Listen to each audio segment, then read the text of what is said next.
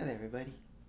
So, we're doing a slightly earlier bedtime story so that way I can beat my upstairs neighbors who are loud and make it hard to record. And meanwhile, poor dear sweet Opal can't go for a walk right now because it has been about 100 degrees outside today. And she doesn't get a vote when I have to be safe for her. So, anyway, that aside. So we are reading Stardust. We are on chapter 3, in which we encounter several other persons, many of them still alive, with an interest in the fate of the fallen star. The Stormhold had been carved out of the peak of Mount Huon by the first Lord of Stormhold, who reigned at the end of the First Age and into the beginning of the Second. It had been expanded, improved upon, excavated, and tunneled into by successive masters of Stormhold, until the original peak was now raked the sky like an ornately carved tusk of some great gray granite beast. The Stormhold itself was perched high in the sky, where the thunderclouds gathered before they went down to the lower air, spilling rain and lightning and devastation upon the place beneath. The 81st Lord of Stormhold lay dying in his chamber, which was carved from the highest peak like a hole in a rotten tooth. There is still death in the lands beyond the fields, we know. He summoned his children to his bedside, and they came, the living and the dead of them, and they shivered in the cold granite halls. They gathered round his bed, and waited respectfully, the living to his right side, the dead on his left. 4 of his sons were dead, Secundus, Quintus, Quartus, and Sextus, and they stood unmoving gray figures, unsubstantial and silent. 3 of his sons remained alive, Primus, Tertius, and Septimus. They stood solidly, uncomfortably, on the right of the chamber, shifting from foot to foot, scratching their cheeks and their noses as if they were shamed by the silent repose of their dead brothers. They did not glance across the room towards their dead brothers, acting as best they could, as if they and their father were the only ones in that cold room, where the windows were huge holes in the granite through which the cold winds blew. And whether this is because they could not see their dead brothers, or because, having murdered them, one apiece, save Septimus, who had killed both Quintus and Sextus, poisoning the former with a dish of spiced eels, and, rejecting artifice for efficiency and gravity, simply pushing Sextus off of a precipice one night as they were admiring a lightning storm far below. They chose to ignore them, scared of guilt or revelation or ghosts. Their father did not know. Privately, the 81st Lord had hoped that by the time his end had come upon him, 6 of the 7 young lords of Stormhold would be dead, but one still alive. That one would be the 82nd Lord of Stormhold and the Master of the High Crags. It was, after all, how he had attained his own title several hundred years before. But the youth of today were a pasty lot, with none of the get-up-and-go, none of the vigor and vim that he remembered from the days when he was young. Those darn millennials. Somebody was saying something. He forced himself to concentrate. "Father," repeated Primus, his deep boom of a voice, "we are all here. What would you do with us?" The old man stared at him. With a ghastly wheezing, he pulled a breath out of the thin, chill air into his lungs, and then said in high, cold tones, like the granite itself, "I am dying. Soon my time will be done, and you will take my remains deep into the mountain, to the Hall of Ancestors, and you will place them, me, in the 180th hollow you come to, which is to say the first that is not occupied, and there you shall leave me.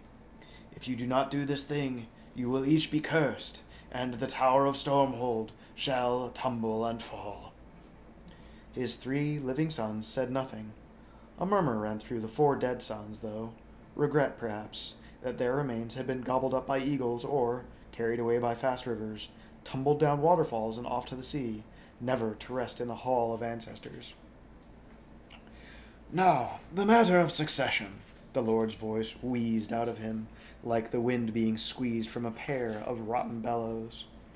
His living sons raised their heads, Primus the oldest, with white hairs in his thick brown beard, his nose aquiline, his eyes gray, looked expectant. Tertius, his beard red and golden, his eyes tawny brown. looked wary. Septimus, his black beard still coming in, tall and crow-like, looked blank, as he always looked blank. "Primus, go to the window." Primus strode over to the opening in the rock wall and looked out. "What do you see?" "Nothing, sire. I see the evening sky above us and the clouds below us." The old man shivered beneath the mountain bear skin that covered him. "Tertius, go to the window. What do you see?" "Nothing, father. It is as Primus told you. The evening sky hangs above us, the color of a bruise. The clouds carpet the world beneath us, all gray and writhing." The old man's eyes twisted in his face like the mad eyes of a bird of prey. "Septimus, you, window." Septimus strolled to the window and stood beside, although not too close to his two elder brothers. "And you, what do you see?" He looked out of the opening.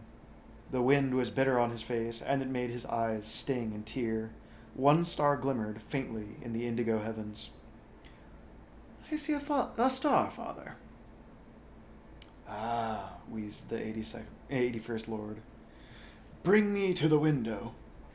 His 4 dead sons looked at him sadly as his 3 living sons carried him to the window. The old man stood, or almost stood, leaning heavily on the broad shoulders of his children, staring into the leaden sky.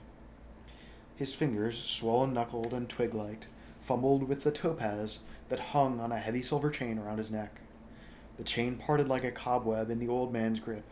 He held the topaz out in his fist, the broken ends of the silver chain dangling. The dead lords of Stormhold whispered amongst themselves in the voices of the dead, which sound like snow falling. The topaz was the power of Stormhold. He who wore it would be Stormhold master, as long as he was of the blood of Stormhold. To which of the surviving sons would the 81st Lord give the stone? The living sons said nothing, but looked, respectively, expectant, wary, and blank.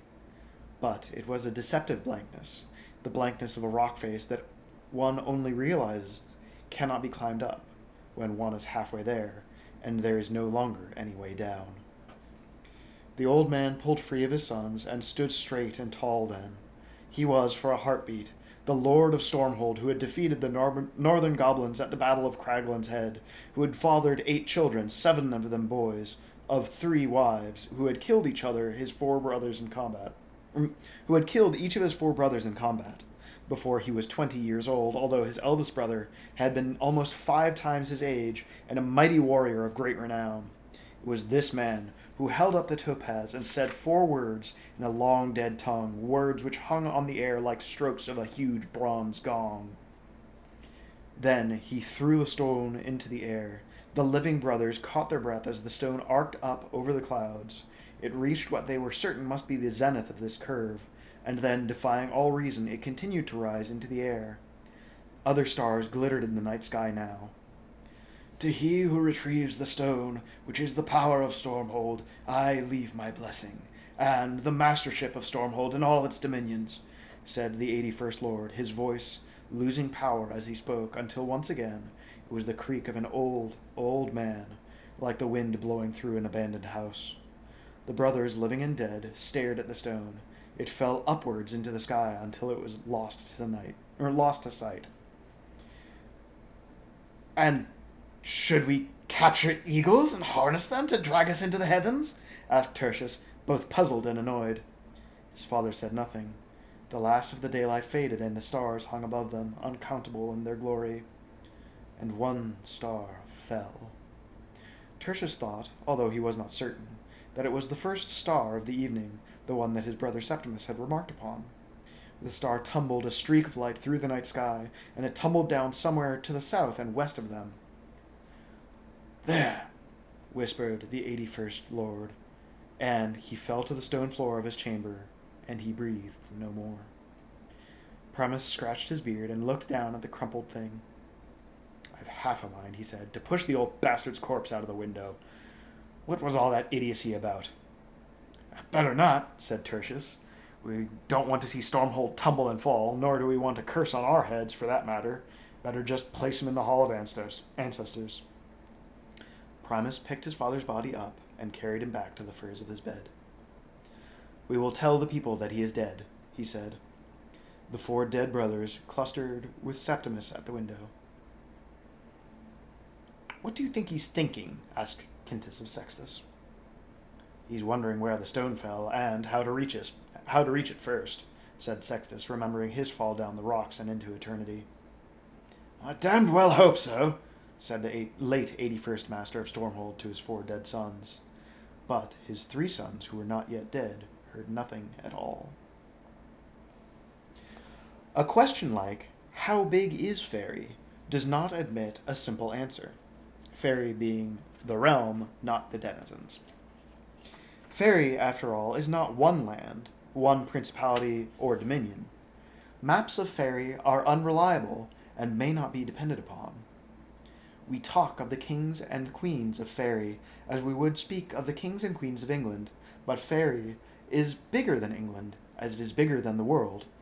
For, since the dawn of time, each land that has been forced off the map by explorers and the brave going out and proving it wasn't there has taken refuge in Faerie.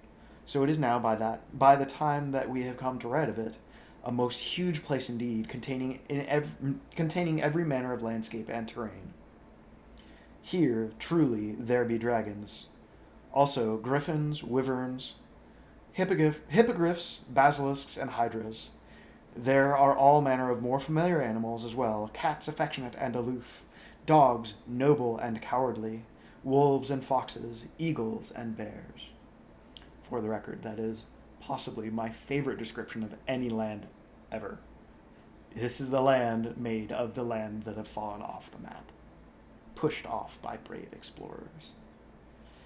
In the middle of a wood, so thick and so deep it was very nearly a forest, was a small house built of thatch and wood and daubed grey clay, which had a most foreboding aspect. A small yellow bird in a cage sat on its perch outside the house. It did not sing, but sat, mournfully silent, its feathers ruffled and wan. There was a door to the cottage from which the once white paint was peeling away. Inside, the cottage consisted of one room, undivided. Smoked meats and sausages hung from the rafters, along with a wizened crocodile carcass. A peat fire burned smokily in the large fireplace against one wall, and the smoke trickled out of the chimney far above. There were 3 blankets upon 3 raised beds, one large and old, the other 2 little more than truckle beds. There were cooking implements, and a large wooden cage currently empty in another corner. There were windows too filthy to see through, and over everything was a thick layer of oily dust. The only thing in the house that was clean was a mirror of black glass, as high as a tall man, as wide as a church door, which rested against one wall. The house belonged to 3 aged women. They took it in turns to sleep in the big bed, to make the supper, to set the snares in the wood for small animals, and to draw water up from the deep well behind the house. The 3 women spoke little. There were 3 other women in the little house. They were slim and dark and amused. The hall they inhabited was many times the size of the cottage. The floor was of onyx, the pillars of obsidian. There was a courtyard behind them, open to the sky, and stars hung in the night sky above. A fountain played in the courtyard, the water rolling and falling from a statue of a mermaid in ecstasy, her mouth wide open. Clean, black water gushed from her mouth and into the pool below, shimmering and shaking the stars. The 3 women and their hall were in the black mirror.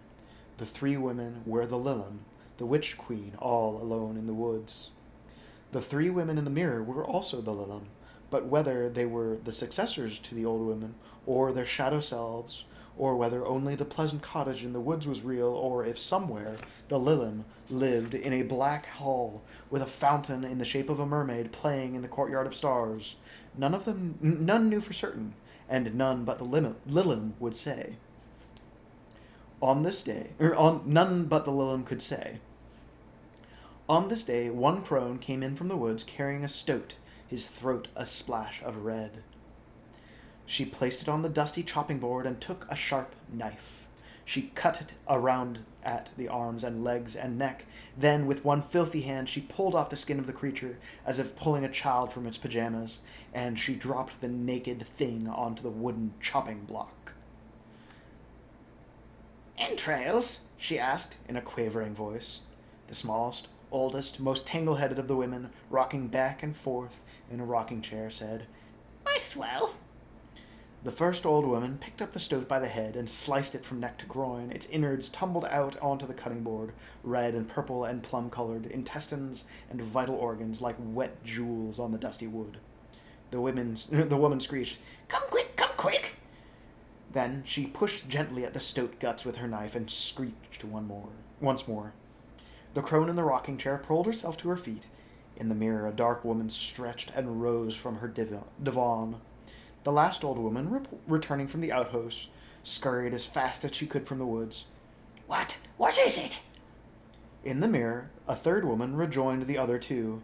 Her breasts were small and high, her eyes were dark. "Look," gestured the first woman, pointing with her knife. Their eyes were the colorless gray of extreme age, and they squinted at the organs on the slab. "At last," said one of them. "About time," said another. "Which of us, then, to find it?" asked the third. The three women closed their eyes, and three old hands stabbed around in stoat guts on the board. An old hand opened. "I've a kidney." "I've his liver." The third hand opened. It belonged to the oldest of the Lillim. "And I've his heart," she said triumphantly. "How will you travel?" "In our old chariot drawn by what I find at the crossroads." "You'll be needing some years." The oldest one nodded. The youngest, the one who had come in from the outhouse, walked painfully slowly over to a high and ramshackle chest of drawers and bent over. She took a rusting iron box from the bottommost drawer and carried it over to her sisters. It was tied round with 3 pieces of old string, each with a different knot in it. Each of the women unknotted her own piece of string. Then the one who had carried the box opened the lid.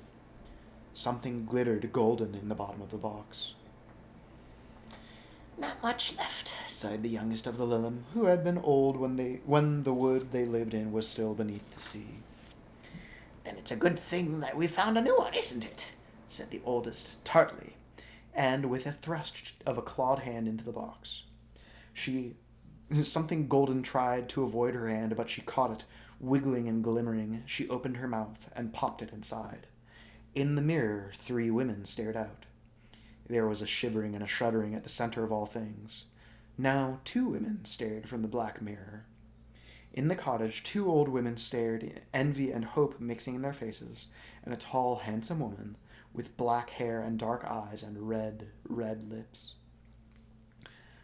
"Oh my," she said, "but this place is filthy." She strode to the bed. Beside it was a large wooden chest covered by a faded tapestry. She twitched off the tapestry and opened the chest, rummaging inside. "Here we go," she said, holding up a scarlet kirtle. She tossed it onto the bed and pulled off the rags and tatters she had worn as an old woman.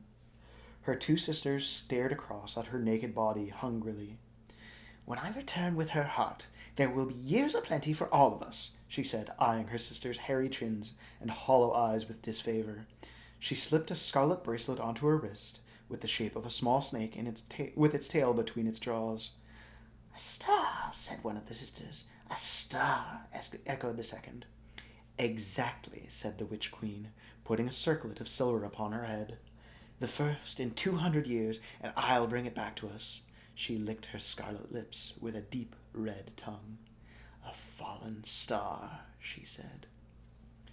It was night in the glade by the pool, and the sky was bespattered with stars beyond counting. Fireflies glittered in the leaves of the elm trees and in the ferns and the hazel bushes, flickering on and off like the lights of a strange and distant city. An otter splashed in the brook that fed the pool. A family of stoats wove around and wound their way to the water to drink. A field mouse found a fallen hazelnut and began to bite into the hard shell of the nut with its sharp, ever-growing front teeth, not because it was hungry, but because it was a prince under an enchantment who could not regain his outer form until he chewed the nut of wisdom. But its excitement made it careless, and only the shadow that blotted out the moonlight warned it of the descent of a huge gray owl who caught the mouse in its sharp talons and rose again into the night. The mouse dropped the nut, which fell into the brook and was carried away to be swallowed by a salmon. The owl swallowed the mouse in just a couple of gulps, leaving just its tail trailing from her mouth like the length of a bootlace. Something snuffled and grunted as it pushed through the thicket. A badger, thought the owl, herself under a curse and only able to resume her rightful shape if she consumed a mouse who had eaten the nut of wisdom. Or perhaps a small bear. A large wooden badger! Leaves rustled, water riled, and then the glade became filled with light shining down from above, a pure white light which grew brighter and brighter. The owl saw it reflected in the pool, a blazing, glaring thing of pure light, so bright that she took to the wing and flew to another part of the forest. The wild things looked about them in terror. First, the light in the sky was no bigger than the moon. Then it seemed larger, infinitely larger, and the whole grove trembled and quivered, and every creature held its breath, and the fireflies glowed brighter than they had ever glowed in their lives, each one convinced that this was at last love, but to no avail. And then there was a cracking sound, sharp as a shot, and the light that filled the grove was gone, or almost gone. There was a dim glow pulsing from the middle of the hazel thicket, as if a tiny cloud of stars were glimmering there. And there was a voice, high, clear, female voice, which said, "Ow!" And then, very quietly, it said, "Fuck!" And then it said, "Oh!" once more. And then it said nothing at all, and there was silence in the glade.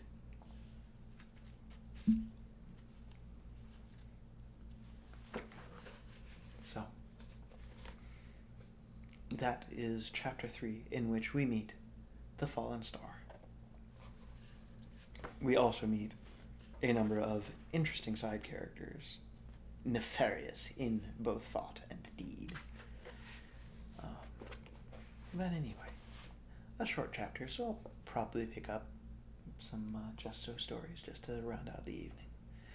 But in any case, you have more important things to do than listening to me ramble.